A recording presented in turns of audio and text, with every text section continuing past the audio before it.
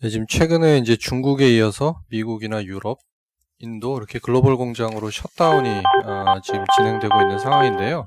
지금 코로나19 영향에 따른 생산 소비 위축이나 뭐 이런 부분들 감안해서 지금 자동차 주요 기업들 그 이익 전망치 조정을 했고요. 지금 오늘 금융시장 안정 대책이나 이런 것들도 보면 그 뭐 구조 조정이라든가 아니면 뭐 생존 뭐 이런 이야기들이 나오는데, 지금 자동차 산업도 산업 패러다임 변화로 인해서 이제 각자 도생 구간에 진입을 했고요. 그래서 향후 주가 회복 과정에서도 이제 성장 잠재력을 갖춘 좀 지속 가능한 기업으로 투자 대상을 좀 압축하자라는 게 이제 기본적인 생각입니다. 지금 실적 전망 이번에 하면서 주요 과정은 이제 하반기부터는 좀 정상화 국면으로 들어간다라는 부분을 지금 가정을 하고 있고요. 지금 투자 전략 측면에서 보면 지금 코로나19 이후를 가정한다면 완성차는 신차 사이클이 들어가면서 실적이 개선되는 그 추세가 내년까지는 지속이 될 거라고 보고 있기 때문에 완성차의 실적 회복하고요. 그 다음에 이제 전동화 관련된, 그러니까 내연기관 감소를 상쇄할 수 있는 성장 아이템인 전동화 관련 수혜 가능한 우량 부품 회사인 현대모비스, 한원시스템, 이렇게 두 가지를 추천을 드립니다. 그 안에 내용을 좀 설명을 드리면은요, 2페이지인데요. 그림 1번이 수요 전망에 대한 변화입니다. 그래서 기존에 이제 글로벌 수요 성장률을 0.4% 정도 봤었는데, 마이너스 6.8% 정도로 하향 조정을 했고요. 그 3페이지의 그림 6번을 보시면, 이제 유가가 하락하면서 이머징 시장에 대한 우려들도 지금 나타나고 있는데, 이제 대표적인 국가가 러시아고, 지금 그게 15년, 16년 정도인데요. 지금 상황이 뭐 그때보다 더 좋지는 않아 보인다라는 그런 내용들입니다. 4페이지는 현대차 그룹에 관련된 내용인데요. 그림하고 7번하고 8번이 이제 글로벌 판매에 대한 변경치고요.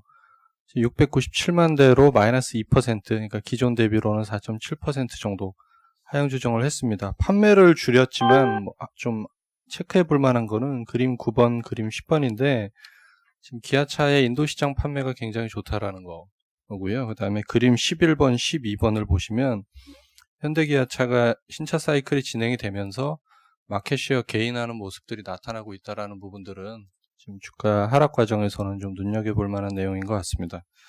7페이지는 지금 할인이 많이 되고 있는 요인들은 이제 코로나19 영향이 장기화 가능성이라든가 글로벌 경기 침체 이런 것들까지 지금 반영되고 있기 때문에 지금 할인이 많이 되고 있는 그런 상황인데요. 요 부분들이 이제 거시 변수가 좀 안정화되면 요 할인들은 좀 제거될 수 있을 거라고 보고요. 이번 TP 산정 과정에서는 8페이지의 표 3번 보시면은 거시 변수에 따른 할인율들을 다 적용을 했습니다. 그래서 지금 현대차, 기아차, 모비스, 한원시스템, 만도 이렇게 TP를 지금 조정을 지금 했고요. 10페이지에서 1분기 실적만 좀 마지막으로 말씀을 드리면 표 7번입니다.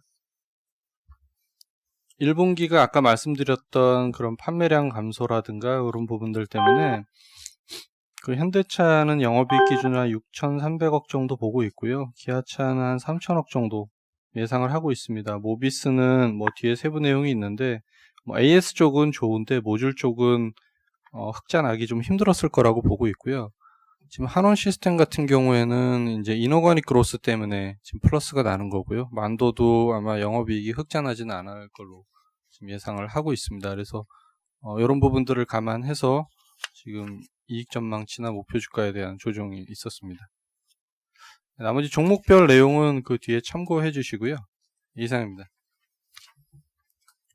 아까 뭐 좀 글로벌 수요 자동차 수요 뭐 전망치 하향 조정 마이너스 6.8% 하셨잖아요. 네. 뭐 물론 좀 지금 상황에서 뭐 정확히 예측을 기대하는 건 아니지만 어쨌든 간에 그 시나리오별로 이게 변동성이 클 텐데 저희는 어느 정도 가정으로 이렇게 좀 잡으신 건가요? 뭐 예를 들면 뭐 코로나 어느 정도 4월이면은 뭐 끝난다 뭐 이 정도의 가정에서 이 정도 숫자가 나왔다 뭐 이런 게 있을 거 앞서 아니에요? 설명드렸지만 상반기에 이제 부담은 집중이 되고 하반기부터는 개선된다라는 걸 기본 가정으로 하고 있고요. 지금 3월 달에 생각보다는 셧다운이 빨리 와서 지금 2분기에 조정할 부분들이 1분기에 조금 더 빨리 조정된 부분들은 있습니다. 그래서 월별로 보자면 3월 지금부터 시작해서 뭐 한 달 정도가 가장 그 피해 규모가 가장 크지 않을까. 뭐 실제로 지금 셧다운 들어가 있는 상태고요. 그렇게 예상하고 있고요. 그게 뭐 계속 간다라고 가정하고 있지는 않습니다. 하반기까지. 이 현대기아차 실적 조정하신 거 보면 매출 빠지는 거는 뭐 별로 없는데, 특히나 현대차 같은 경우 이익 빠지는 게 기아차보다 훨씬 크게 지금 조정을 해놓는데 뭐 특별한. 일단 그 뭐 단기적으로는 기말환율 빠지면서 이제 그 충당금이 올라오는 부분들이 현대차가 좀 항상 조금 더 크고요. 그 다음에 지금 이제 이머징 통화 약세랑 같이 움직이기 때문에 이게 원달러 환율 부분들이 좀 상쇄될 수 있는 부분이 좀 많이 있거든요. 그래서 그런 부분에 대한 원가율을 좀 더 보수적으로 산정을 했습니다. 예, 순서를 좀 바꿔서 크레딧 전략 먼저 좀 발표해 주세요. 네, 어제 정부에서 금융시장 안정화 방안이 발표가 됐습니다. 금융시장에는 한 42조를 투입을 할 예정인데, 그 중에 한 70%가 크레딧, 그 다음에 단기 자금 시장을 위한 것으로 사용될 예정입니다. 전반적으로 지금 그 방안은 저희가 시장에서 생각했던 것보다도 기대 이상이었고요. 규모나 범위 측면에서 최대한 금액을 전 방위로 다 지원하겠다라는 내용들이 담겨져 있습니다. 우선 체안펀드 같은 경우에도 처음에는 이제 지난주에 10조 정도 얘기를 했었는데, 10조 플러스 알파 얘기했었는데, 어제는 이제 10조 플러스 10조까지 해서 그 금액을 늘렸고요. 그 다음에 범위 같은 경우에도 기존에는 이제 우량 등급 기업들에게 지원이 좀 중점적으로 될 것이다라는 전망들이 좀 우세했었는데, 어제 나온 방안은 뭐 A등급, 트리플 B등급까지 전방위로 다 지원을 하겠다라는 내용들이 포함이 되어 있습니다. 그리고 특정해서 뭐 증권사 CP까지도 뭐 매입을 해주겠다라는 내용들이 담기면서 유동화가 단기 자금 시장에도 어느 정도 이제 숨통을 트일 수 있을 것으로 이렇게 판단하고 있고요. 그래서 전반적으로 저희가 볼 때 크레딧과 단기 자금 시장이 당분간 좀 안정화될 것으로 예상을 하고 있습니다. 그리고 이제 하위 등급들 같은 경우에도 우려가 전반적으로 좀 낮아지면서 크레딧 스프레드도 확대 추세가 전반적으로 완화될 것으로 예상을 하고 있고요. 두 번째는 이제 단지 그럼에도 불구하고 국내 금융시장의 어떤 변동성이 지속될 경우에는 여전히 현금화 수요, 유동화 수요가 굉장히 높아질 거기 때문에 그 정책 효과가 이렇게 반감될 수 있다라는 점이 두 번째이고, 그 다음에 세 번째로는 이게 자금들이 지금 재원이 대부분 다 금융기관으로부터 이제 나옵니다. 물론 이제 한국은행이라던가 이제 국제은행들이 대부분 좀 많이 부담을 할 텐데, 시중은행들, 그 다음에 특히 이제 뭐 증권사, 그 다음에 캐피탈 이런 데까지도 지금 자금 재원이 이제 나오면서, 이게 이제 사실 이제 지원한 금액들이 제대로 좀 회수가 되면은 다행인데, 그렇지 않을 경우에는 고스란히 금융기관의 부실로 이어질 수 있겠다는 점에서 금융기관들에게 조금 우려스러운 부분이지 않을까라는 생각이 들었습니다. 이어서 미국도 어제 이제 연준이 투자등급 채권 쪽으로 매입을 하겠다라는 발표를 했었는데, 일단은 이제 사전적으로 할 수 있는 정책은 이제 다 나왔고요. 그 다음에 매입 규모 같은 경우도 이제 총 한 3천억 달러 정도. 근데 이제 미국 투자등급 채권이 매월 한 1,000억 달러 정도 발행이 되거든요. 그런 측면을 고려했을 때는 어느 정도 좀 그래도 규모가 좀 된다라고 좀 보고 있고, 따라서 미국 투자등급 채권의 지금까지 보였던 약세가 앞으로는 좀 둔화되면서 좀 반전할 수 있을 것으로 이렇게 전망하고 있습니다. 이상입니다. 이게 지금 안 그래도 지금 재원 관련해서 질문하고 싶었었는데, 아까 말 그대로 금융기관에서 지금 재원을 조달한다는 부분, 솔직히 지금 돈 경색이 가장 심하게 일어나는 게 그 금융기관들 쪽 아닌가요? 이쪽에서 재원 조달을 해서 이 기금 운영한다는 게 약간 좀 그런데, 한국은행이나 뭐 산업은행 이쪽에서는 뭐 좀 재원을 갖다 조달할 수 있는 방법이 없는 건가요? 대부분 이제 한국은행, 산업은행이 뭐 한 50%는 할 텐데, 사실 이제 금융기관들도 그 역할을 좀 해달라라는 게 정부의 좀 주문인 것 같아요. 지금 금융기관의 여력은 충분히 할 수는 있습니다. 물론 이제 그게 나중에 이제 회수가 잘 안 될 경우에는 부실로 이어질 수는 있겠지만은, 지금 현 금융기관의 어떤 펀더멘털을 감안했을 때는 충분히 할 수가 있고, 사실 이제 금융기관도 기존에 이런 대출이라든가 이런 채권 투자를 많이 했었는데, 사실 이제 뭐 규정도 있고 좀 이제 어떤 제약 조건이 있었는데, 요번에 좀 이제 그런 거를 좀 풀면서 같이 하자라는 의미가 좀 담겨 있는 것 같습니다. 예를 들어 채권안정기금 같은 증권안정기금 같은 경우는 이제 증권 유관기관들도 출자를 하잖아요, 그죠? 예, 증권 유관기관이 한 7, 8천억 출자하고 그 외에 이제 금융기관들이 출자하고 뭐 이렇게 되는 것 같고요. 지금 금융안정 방안이 과거에 IMF 때나 금융위기 때 하고 비교해서 규모가 어떤지 좀 말씀하시고, 그리고 금융기관들이 그때 당시에 출자해서 이것도 이제 수익이 나올 거 아닙니까? 그 성과가 어땠는지도 한번 말씀해 주시죠. 2008년도에도 셰어펀드가 운영이 됐었는데 그때도 원래 이제 계획이 10조였습니다. 근데 10조를 다 쓰지는 않았습니다. 5조 썼고 5조는 사용하지 않았었는데, 그러니까 실제로 이제 지금 만약에 뭐 10조 플러스 10조 뭐 다 쓴다고 보면은 그때와 비교해서는 굉장히 큰 규모가 좀 크다라고 보시면 되고, 그때 당시에도 사실 이제 지원은 우량 등급 위주로만 됐었습니다. 근데 이번에는 비우량 트리플 B까지 했던 게 좀 확대가 된 내용이고, 그 다음에 이제 그 금융기관들이 사실 이제 그때 투자했었던 것들이 이제 뭐 채권 사고 대출했었던 것들이 사실 100% 다 회수되었다라고 보고 있지는 않고요. 그럼에도 불구하고 그 이후로 사실 금융위기 이후로 전반적으로 경제가 좀 회복되는 국면들이 좀 이어져 왔기 때문에 부실에 대한 효과가 그렇게 크지는 않았었는데, 사실 요번에는 또 이제 어느 정도 좀 만약에 요 위기를 겪고 나서 어느 정도 좀 회복을 하느냐에 따라서 좀 달려있는 것 같아요. 좀 더 L자형으로 좀 더 이렇게 길게 간다라고 보면은 사실 금융기관에 대한 또 부정적인 효과가 조금 더 커질 수 있을 것으로 이렇게 보고 있습니다. 예, 원자재 전략은 자료 대체하고요. 산업기업 분석 다시 돌아가서 펄어비스 안재민 의원입니다. 네, 펄어비스 말씀드리겠습니다. 저희 투자의견 바이에서 홀드로 조정하고요. 목표 주가 도 18만 5천 원으로 하향합니다. 주가가 생각보다 빠지지가 않았습니다. 최근에 이제 코로나 이슈에도 일단 게임 업체들은, 실적이나 이런 데 미친 영향은 거의 없기 때문에, 그런 부분들도 있었고요. 지난 이제 한 2주 전쯤에 중국에서 판호받은 것들이 있어서, 주가 조정은 좀 제한적이었습니다. 하지만 저희가, 투자의견을 이렇게 조정하는 이유는, 당초 이제 20년으로 계획했었던 이제 붉은 사막이 아마도 20년은 좀 출시가 불가능할 것으로 저희는 예상하고 있고요. 21년 이후에 출시가 될 것으로 예상하고 있습니다. 펄어비스 지금 게임 3종을 준비를 하고 있거든요. 방금 말씀드린 붉은 사막하고 그다음에 도깨비라는 게임하고 플랜 8 이렇게 이제 3가지 게임을 준비를 하고 있는데, 이 3가지 게임 모두 다 아마 출시가 2021년 이후가 될 가능성이 높다라고 저희는 판단하고 있습니다. 이런 부분들 때문에 2020년도 실적이 작년 대비해서 감익이 나타날 수밖에 없다라고 저희는 판단하고 있고요. 게임주들은 이제 신작이 없으면 실적이 빠질 수밖에 없는 이런 운명을 가지고 있는데, 이 부분들이 이제 올해 실적에 반영이 될 거다라고 저희는 판단하고 있고요.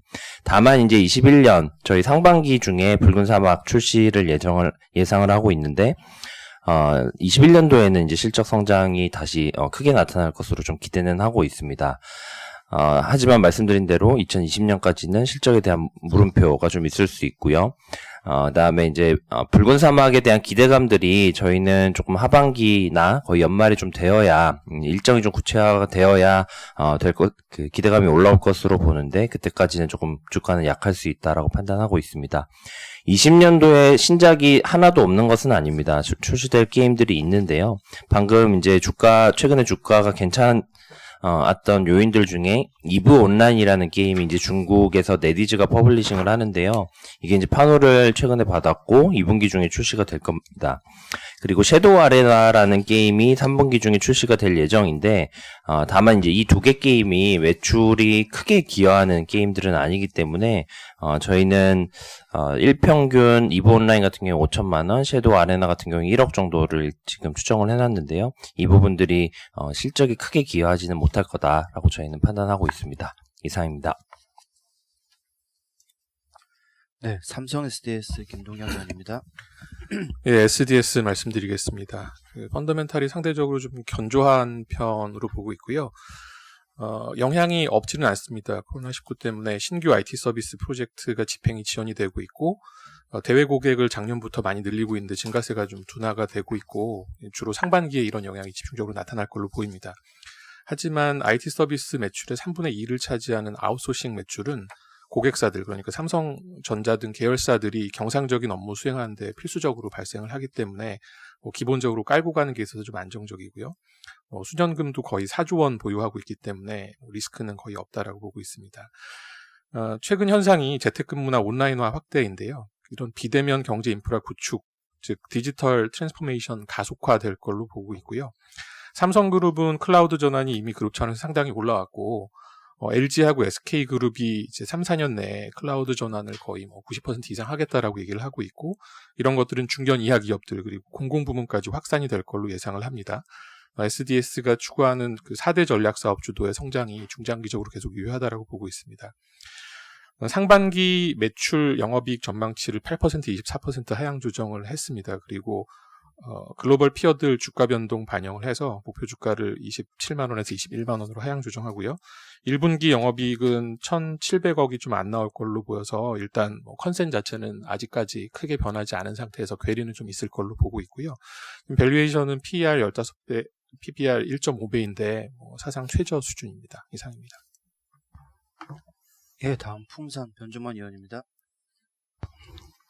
네, 풍산 좀 말씀드리는데, 일단 숫자를 좀 기억해 주세요. PBR 0.3배라는 거하고, 시가총액이 4,300억입니다. 예, 이 숫자를 좀 기억해 주시고, 오늘 드릴 말씀은 이제 부산 공장 부지에 대한 MOU 체결이라고 적어 놨는데요. 이게, 22일 날이죠. 22일 날, 부산광역시 도시공사하고 함께 풍산의 부산 공장에 대해서 센텀 2지구 도시첨단산업단지 조성 사업을 추진하기로 MOU를 체결을 한 건인데, 이 얘기는 사실 풍산의 그 부산 공장 개발에 대한 얘기는 한 10여 년 전부터 나왔었습니다. 예, 그런 상황이기 때문에 아주 새로운 얘기는 아니고요. 다만 요즘 다시 또 부각되고 있는 거는 총선을 앞두고 있어서 좀 그런 것 같아요. 그래서 정치인들이 좀 많이들 말씀하시는 것 같고, 그래도 지금 PBR 0.1배에 가까워지는 회사들도 있고, 여기는 0.3배 정도라고 말씀드렸는데, 사실 자산 가치라는 게 매각을 안 하면 필요가 없는데, 이거는 만약에 이 건이 통과가 되면 매각을 해야 되는 상황이 되기 때문에 현금화될 수가 있습니다. 그 부분에 대해서 집중을 하는 거고요. 진행되는 상황을 보면 지금 이게 한 59만 평 정도 부지에다가 산업단지가 들어오는데, 이 중에 풍산의 그 공장 부지가 한 31만 평이 해당이 됩니다. 그리고 풍산의 총 공장 부지는 한 43만 평이 되니까 이 중에 한 4분의 3 정도가 8분의 3이군요. 네. 죄송합니다. 4분의 3 정도가 이제 일로 편입이 되는 거죠. 그래서 이게 이제 가치 평가에 대해서는 정확히 좀 어떻게 감정 평가를 받은 바는 없는데, 부산일보가 보도한 거 보면 부산 도시공사 관계자를 인용해서 평당 160만 원 정도로 예상을 했습니다. 그래서 그게 한 5천억 정도가 토지 수용 대금이 될 수 있다라고 얘기를 했고, 이건 이제 수용되는 31만 평에 대한 거고, 나머지 12만 평은 이제 그 외로 또 한 2천억 정도의 가치가 또 있는 거죠. 합쳐서 7천억 정도를 말씀드린 거고요. 지금 상황은, 진행 상황은 이제 MOU를 체결한 거고요. 일단은 부산시에서 MOU 체결하고 나서 국토교통부 중앙도시계획위원회 그린벨트 해제를 건의를 상정을 합니다. 예, 그러고 나서 여기서 통과가 되면 이제 그린벨트 해제가 되는데요. 과거에 작년에 감사원 감사를 받을 때 국방부에서 풍산에게 대체 부지를 주고 국방전력에 문제가 없게 하는 한에서는 이제 해라라고 했기 때문에 가능성이 좀 생길 수 있는 거죠. 그래서 만약에 이게 그린벨트 해제가 되면 아마도 지금까지는 주가에 반영 안 하고 있는데, 이런 부분들이 주가에 반영될 가능성이 있고요. 어쨌든 1단계로는 그린벨트 해제 문제가 남아있고, 두 번째는 매각에 따른 차익, 이게 그 방위산업이기 때문에 시민단체 주장에 따르면 매우 싼 값에 불화를 받았다고 해요. 그래서 여기 차익이 큰데 이걸 민간기업인 풍산이 그대로 다 갖는 건 맞지 않다라고 해서 공공기여를 또 해야겠죠. 이걸 얼마나 할지가 또 관건이 될 거고요. 또 남아있는 부지 12만 평에 대한 활용도 문제입니다. 이거를 좋게 보면 기존 수용된 31만 평과 같은 가치인 평당 160만 원 혹은 그 이상의 가치로 쳐주면 2천억 이상이 이 공장 이전과 관련 없이 또 다른 돈이 되는 거고, 그렇지 않고 만약에 이게 개발 불가능한 땅이라고 하면 뭐 활용도가 떨어지면서 다시 또 평가가 떨어지겠죠. 예, 이런 문제가 남아 있습니다. 그래서 어쨌든 지금 진행되는 사례들을 보면 과거에도 계속 얘기가 있었지만 좀 더 진전이 있는 것 같고, 만약에 그린벨트 해지가 되면 공공기여나 이전의 비용 이런 것들을 계산하기 전에 주가는 일부 반영해 나갈 거다 이렇게 생각을 하고 있습니다. 이상입니다. 기존에 그러면 풍산 부산 공장 부지가 전부 그린벨트였다는 건가요? 예, 그렇죠. 예. 이게 그 예전에 이게 동네 쪽에 있는 땅이잖아요. 네, 맞습니다. 그죠? 이게 예전에도 풍산 주가에 이 개발한다고 해서 상당히 움직이고 했던 그런 재료인데 좀 오랜만에 나온 얘기 같은데, 이게 됐을 때 뭐 그 DPS나 이런 등에 미치는 영향 등은 좀 계산해 보셨어요?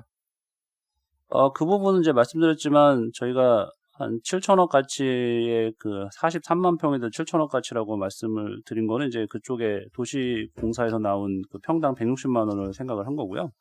근데 이제 여기서 그 분명히 이익이 되긴 될 텐데, 공공기여나 아니면 이제 공장 이전 비용 이런 것들이 얼마가 될지를 사실 예상하기가 어렵습니다. 그래서 그런 분들을 숫자상으로 아직 넣기는 좀 아직 구체화되지는 않고 있고, 풍산에서도 회사 측에서는 이런 것들이 부각되는 걸 별로 원치를 않고 있어요. 그러니까 어차피 이게 뭐 민간 시민단체 쪽이나 공격을 많이 받을 일이기 때문에 기업 입장에서는 최대한 조용히 좀 하고 싶어 하는 것 같아요. 그래서 그런 부분들은 향후에 좀 추진되는 게 구체화되면 확인해서 좀 말씀드리겠습니다.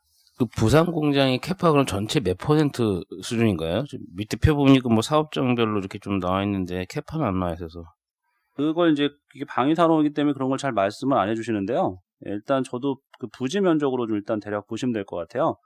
나머지 뭐 울산이나 부산, 대전 이런 건 크게 의미가 없고요. 경주하고 부산이 그 공장이거든요. 두 개의 비율을 보고 판단하시면 될 것 같습니다. 예, 다음 해외 주식 하이앤로우 자리입니다. 네, NH 해외 주식 하이앤로우 말씀을 드리겠습니다. 지난 2주간 미국, 중국, 일본 모두 급락을 하였고요. 이 세 개 국가 모두 전 섹터가 동반 하락하였습니다. 하지만은 경기 방어적인 성격을 가진 필수 소비재, 유틸리티, 커뮤니케이션 이런 섹터들은 이제 낙폭이 상대적으로 좀 작았다라고 말씀을 드리겠고요. 미국과 일본 같은 경우에는 이제 국제 유가 급락에 따라서 에너지 섹터가 20%에서 거의 40%까지 급락을 하였고요. 중국에서는 이제 소재 그리고 부동산 섹터가 한 11% 정도 하락을 했습니다. 52주 신고가 신저가 종목을 좀 보시게 되면 미국 같은 경우에는 S&P 500 기업 중에서 7개 기업이 신고가를 기록을 했고요. 신저가를 기록한 기업 수가 424개 기업으로 크게 늘어났습니다. 일단 S&P 500 기업 중에서 이제 생필품을 이제 생산하거나 이제 판매하는 월마트, 제너럴 밀스, 그리고 크로거 이런 기업들이 52주 신고가를 기록했습니다. 아무래도 이제 생필품 비축 수요가 좀 늘어나면서 주가가 좀 양호했다라고 말씀을 드리겠고요. 중국 시장 내에서는 이제 필수 소비재 기업들이 상대적으로 주가가 양호했었고, 그리고 신형 인프라 투자 관련 수혜가 예상되는 이제 봉화통신이라는 기업이 52주 신고가를 기록했습니다.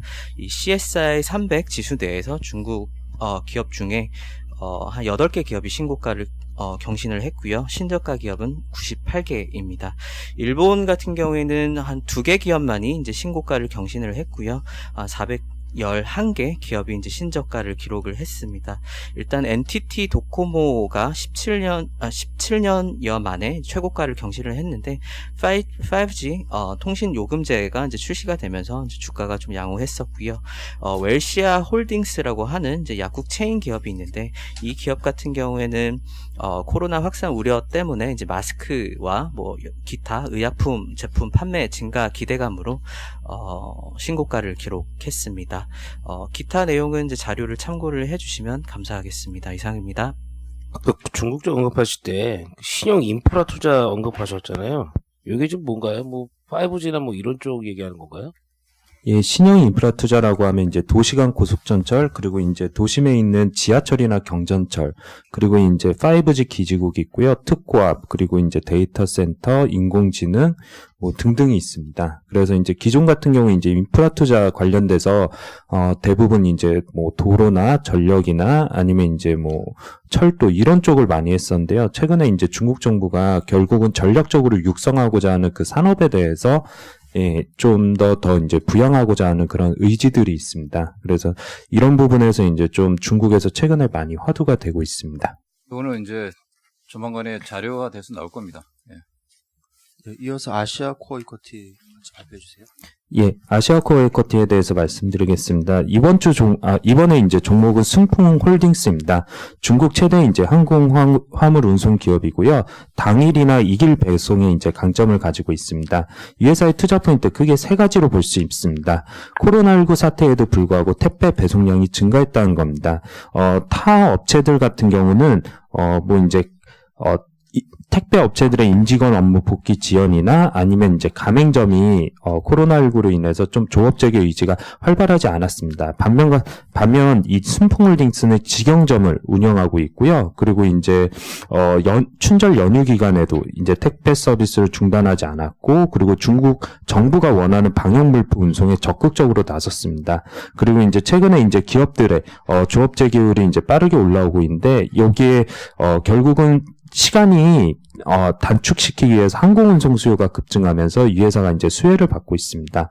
그래서 구체적인 수치를 보게 되면 중국의 올해 1, 2월 택배 배송량 같은 경우는 전년 대비 한 10.1% 정도 감소했는데 이 회사 같은 경우 오히려 전년 대비 65% 정도 증가했습니다. 그래서 최근 점유율이 빠르게 확대되고 있다는 게 첫 번째 포인트고요. 두 번째는 중국 정부가 코로나19 기간 동안 증치세나 아니면 이제 고속도로 통행료를 면제하고, 그 다음에 이제 최근에 유가까지 급락하여서 이제 원가 부분에서 이제 좀 절감될 수 있다는 게 두 번째 투자 포인트입니다. 세 번째 같은 경우는 이 회사 같은 경우 이제 중저가 택배 서비스 시장도 지금 전개하고 있는데요. 중국의 이제 화태증권 연구소에 따르면 향후 3년간 택배 물동량이 한 17.1% 급격한 성장이 이루어갈 것으로 보고 있고, 그럼에 따라서 결국은 택배 물동량이나 단가 모두 상승하면서 회사에 기여할 수 있다는 게 이 회사의 마지막 투자 포인트입니다.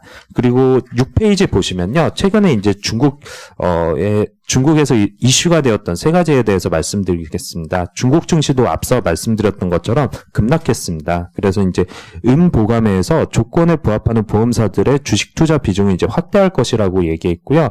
과거에도 이제 2008년이나 이랬을 때 국가대표팀이 이제 투입해서 이제 주식을 매수했던 부분들이 있는데, 이런 부분들이 좀 더 구체적으로 언급이 된 것 같습니다. 그리고 실질적으로 3월 17일부터 3거래일 동안 보험사 운용자금도 이제 순매수했다는 뉴스도 있고요. 또한 이제 최근 인민은행도 위안화 환율 안정 가능성을 시사해서 대대적인 외자 유출은 좀 없을 거다, 그런 식으로 이제 언급을 했습니다. 두 번째 이제는 앞서 말씀드렸던 이제 7대 신형 인프라 투자 확대 계획입니다. 과거와 좀 다르게 이제 신형 인프라 투자에 대해서 이제 좀 중국 정부가 강하게 언급을 하고 있고요. 이런 부분이 이제 일부 수치들이 나와 있습니다. 마지막 페이지는 택배에 대한 수요도 좋지만 중국 정부나 아니면 이제 관련 기관에서 이제 적극적으로 택배 업체를 지원하고 있다는 뉴스고요. 이런 부분에 힘입어서 최근에 이제 순풍홀딩스도 좀 주가가 괜찮은 것 같습니다. 이상입니다.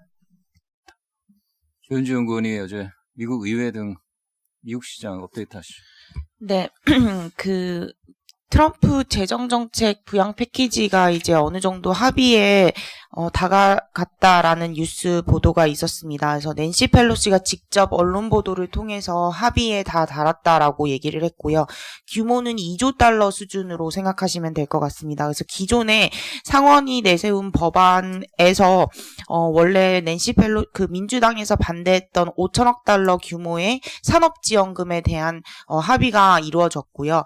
그 부분에 부분에서 이제 기업에 대한 지원금 플러스 보험 수당 관련한 지원 확대 이렇게 이제 큰 그림에서는 그 두 가지가 이제 합의에 이르면서 2조 달러 정도의 경기 부양 패키지가 합의됐다라고 보시면 됩니다. 일단 뭐 상원 공화당과 민주당 상원도 오늘 저녁까지는 표결을 하려고 예상을 하고 있는데 지금 이제 조금 작은 이슈들을 합의를 하고 있습니다. 예를 들어 뭐 항공산업에 대한 지원을 이제 그랜트로 줄 것이냐 아니면 론으로 줄 것이냐 뭐 이런 것들과 뭐 민주당에서는 이제 푸드 프로그램의 돈을 좀 더 확대시키는 방안 이런 것들에 대한 이제 라이팅이 이루어지고 있는 상황이다라고 보시면 될 것 같고요. 일단은 뭐 뉴스 플로우 상으로는 오늘 합의에 오늘 이제 표결을 하는 걸로 좀 얘기가 나오고 있는 상황인데 오늘 지켜봐야 될 것 같습니다. 이상 모닝 미팅 마치겠습니다.